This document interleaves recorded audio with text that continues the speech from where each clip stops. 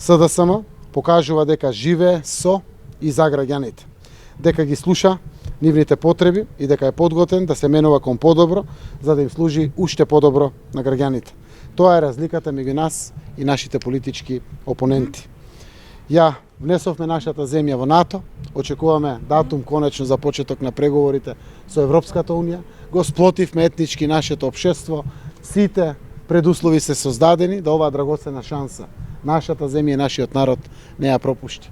Ако тргнавме од своите редови да се исправиме со големината и доблест за наше отстапување, со наше коригирање и подобрување, верувајте, нема да дозволиме на било кој во државата, без разлика дали тоа е во јавната администрација, централна, локална, а прима пари од граѓаните, да не ги исполни очекувањата на граѓаните. Никој не очекува од јавната администрација, извршната, централната, парламентарната, локалната власт 100% да реши се.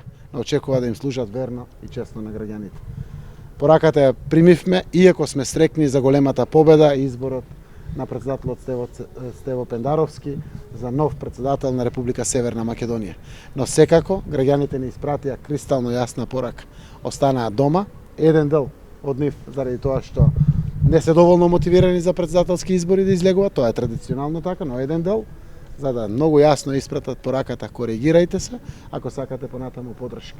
Таа порака ја примивме, Централниот одбор вечерва дискутираше 4 часа и донесе консензуални едногласни одлуки. Имавме демонстрација на доблест, на големина, на одговорност, секако и резултат на тоа се овие одлуки кои што ги донесовме. Ние продолжуваме понатаму, следуваат денови кога ќе се случат промени во извршната власт. Секако после тоа, некаде за 2 до 3 недели ќе се случат именувањата и во Социјалдемократскиот сојуз, ќе се движиме со тоа темпо, транспарентно, одговорно, секогаш како што тоа граѓаните го заслужуваат.